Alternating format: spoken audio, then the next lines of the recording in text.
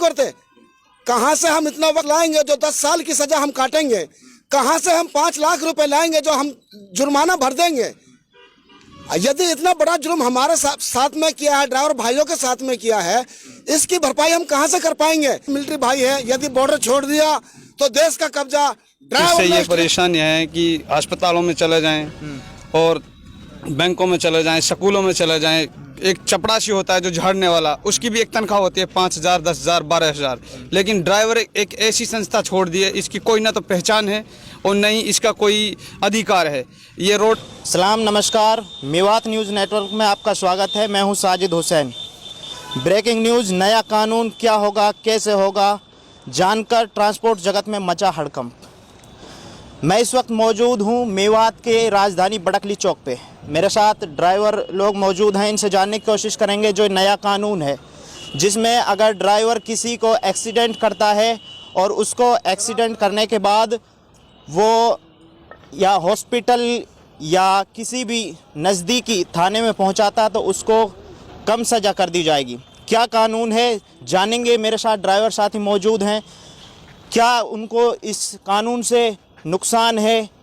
मेरे साथ ड्राइवर साथी मौजूद है। स्वागत है आपका मेवात न्यूज़ नेटवर्क। अस्सलाम वालेकुम। आपके नेटवर्क के माध्यम से हम बताना चाहते हैं जी, सरकार ने ये कानून जो बनाया है, इसमें ड्राइवरों के बारे में तो कुछ सोचा नहीं है। अगर मान लो मौका पे कोई एक्सीडेंट होता है और ड्राइवर नहीं भाग पाता, अपना इधर उधर नहीं होता है, तो उसको पब्लिक बहुत मारती है। अगर भाग जाता है तो कानून ही ऐसा बनाया है, भागने पे उसको 10 साल की सज़ा जो बताई गई है और जुर्माना भी अदर देना पड़ेगा उसको। उसके विरोध में हम यहाँ आज सारे साथी इकट्ठे हुए हैं। ये कानून ड्राइवर समाज के विरुद्ध है सरकार को, ताकि ड्राइवर के हित में ही कोई फैसला लेना था, क्योंकि ड्राइवर देश की एक रीढ़ की हड्डी है और जो ड्राइवर इधर से उधर रोज़मर्रा का सामान इधर से उधर पहुंचाता रहता है, उसके बारे में कुछ सरकार ने ध्यान से विचार रखा नहीं और ड्राइवर के विरुद्ध ही कानून बना दिया। मेरे साथ एक और साथी मौजूद है, उनसे भी जानने की कोशिश करेंगे कि क्या इस कानून से क्या क्या उनको समस्याएं का सामना करना पड़ेगा। और ड्राइवर देश की रीढ़ की हड्डी है, क्योंकि ड्राइवर ही सामान को एक जगह से दूसरी जगह ले जाने का काम करता है। अगर ड्राइवर गाड़ी चलाना बंद कर देंगे तो देश की आर्थिक स्थिति बहुत ज़्यादा गिर जाएगी। जी अस्सलाम वालेकुम।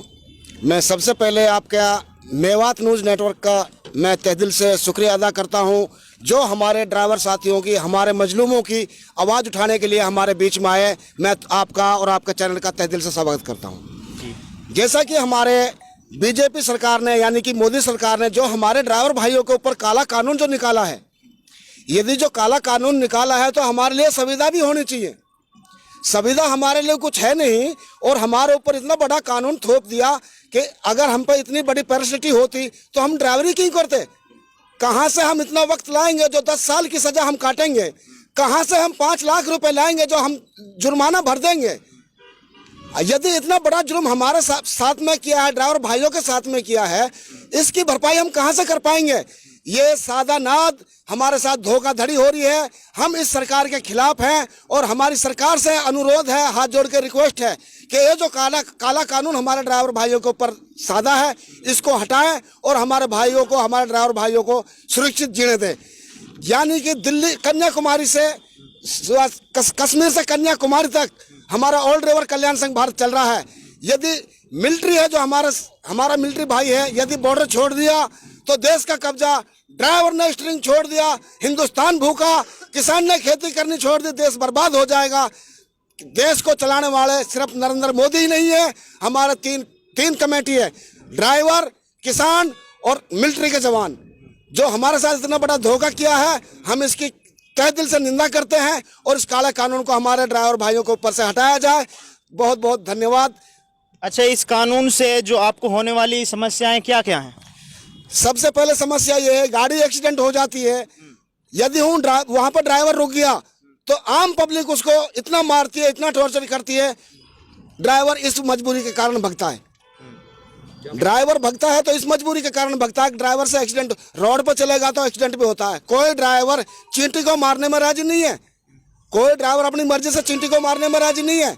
जो ऊपर वाले की तरफ से होता है वो ऑटोमेटिक हो जाता है। मैं सेफ चल रहा हूँ, कहा तो दूसरे वाला पता नहीं कैसे आ रहा है, वही भिड़ जाता है। यदि ये कानून पास हो जाता है तो ये ड्राइवर साथी क्या करने वाले हैं आगे, क्या इस कानून में फेरबदल चाहते हैं या फिर आगे क्या कदम उठाने वाले हैं, कहां तक इस मुद्दे को लेकर जाने वाले हैं। अगर देश में कानून एक मोदी सरकार ने लागू किया तो ड्राइवर, सभी ड्राइवर भाई अपना स्टीयरिंग छोड़ो आंदोलन करेंगे, रोड पे उतरेंगे, लेकिन गाड़ी नहीं चला पाएंगे क्योंकि अगर ड्राइवर गाड़ी चलाएगा तो एक्सीडेंट भी होगा, ड्राइवर भी मरता है तो उसके लिए तो कोई कानून नहीं है। पब्लिक मरती है तो उसके लिए ड्राइवर को 5 लाख रुपए जुर्माना और 10 साल की सजा देते हैं, लेकिन ड्राइवर मरता है उसके लिए क्या कानून किया है इन्होंने। उसके लिए भी तो कानून होना चाहिए कि उसको 1 करोड़ का तो मुआवजा देना चाहिए जो ड्राइवर मरता है। तो उसके लिए हम यही करेंगे कि अगर कानून पास होता है तो स्टीयरिंग छोड़ो आंदोलन करेंगे। अच्छा, कानून अगर ये पास होता है, सरकार इसको वापस नहीं लेती है, तो इसमें फेरबदल क्या क्या करना चाहोगे आप। फेरबदल कुछ नहीं, जब फेरबदल गवर्नमेंट करेगी तब इसके बारे में सोचा जाएगा, जब वो गवर्नमेंट क्या फेरबदल करती है क्या नहीं करती। ओल्ड ड्राइवर कल्याण बड़कली चौक पे यहाँ पे इकट्ठा हुआ है, क्या कारण है यहाँ पे इकट्ठे होने के। मेरे साथ ओल्ड ड्राइवर कल्याण का यहाँ पे जो हेड है वो मौजूद है, उनसे जानेंगे कि क्या इस बिल से उनको क्या क्या समस्याएं पैदा हुई हैं। मैं सबसे पहले न्यूज़ नेटवर्क का आपके दर्शकों को सबसे ज़्यादा धन्यवाद करता हूँ और आपकी जानकारी के लिए बता देता हूँ सर जी, आज हमारे ड्राइवरों के ऊपर जो काला कानून थोपा जा रहा है, ये इसका हम घोर निंदा करते हैं। पूरा भारत का ड्राइवर नाराज है और आज आप देख भी रहे हो इतना ड्राइवर आया है और हम आज ज्ञापन तैयार करके अपने तहसीलदार को देने का काम करेंगे और आने वाले समय में जिला कलेक्टर को, अपने प्रधानमंत्री कार्यालय, राष्ट्रपति कार्यालय और गृह मंत्री और ट्रांसपोर्ट मंत्री अपने हरियाणा सीएम को भी देंगे हम। क्योंकि ये जो कानून सरकार ने जो बनाया ना, इस कानून से पहले अगर ड्राइवर की सुरक्षा का कानून जो होता तो वो बेहतर रहता। क्योंकि आज तुम उठा के देख लो कितने ड्राइवरों की हत्या कर दी गई है और अगर ड्राइवर किसी को बचाने के लिए रुकता है तो सबसे पहले ड्राइवर को ही मारा जाता है। तो जो ये काला कानून बनाया है ना, इसमें या तो फेरबदल करे सरकार या इसे रद्द करे बिल्कुल, क्योंकि इससे पूरा भारत का ड्राइवर नाराज है। जो कि आपको सोशल मीडिया के माध्यम से दिख भी रहा होगा, जगह जगह से लेकर कश्मीर से कन्याकुमारी तक के ड्राइवर अपने दुख दर्ज करा रहे हैं। तो अगर सरकार नहीं मानती है तो फिर हमें मजबूरी में सड़कों पर उतरना पड़ेगा और हो सकता है कि ड्राइवर समाज की तरफ से देश को कोई नुकसान होगा तो इसके जिम्मेदार स्वयं सरकार रहेगी, हमारा ड्राइवर नहीं रहेगा।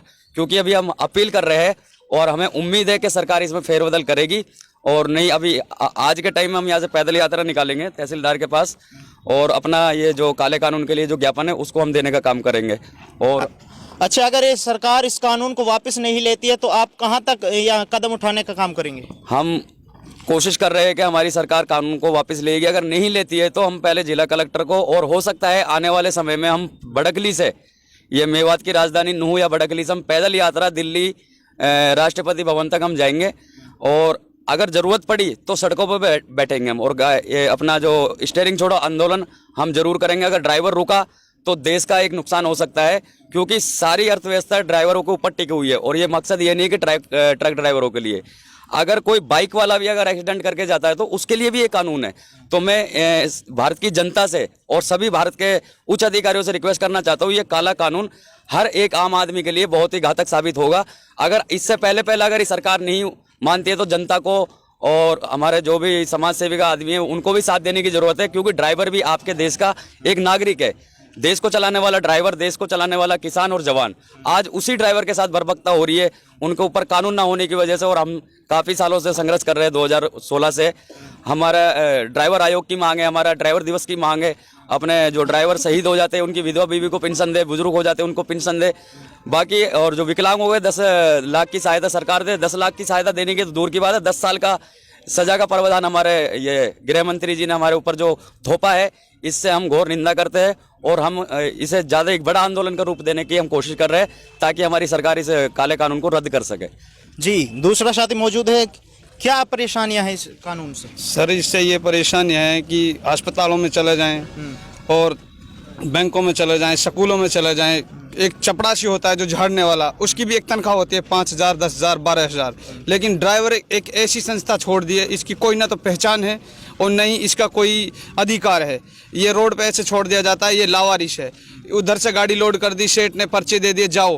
रोड पे ये नहीं पूछा तुम कहाँ हो, भूखे हो, प्यासे हो, या तुम्हारे लिए पैसे मिले हैं या नहीं है, और उसको छोड़ देते हैं। ड्राइवर को हम भी यही चाहते हैं कि जो सरकार सरकारी मुलाजिमों को देती है वो हमें भी मिले और हमारा अधिकार मिले।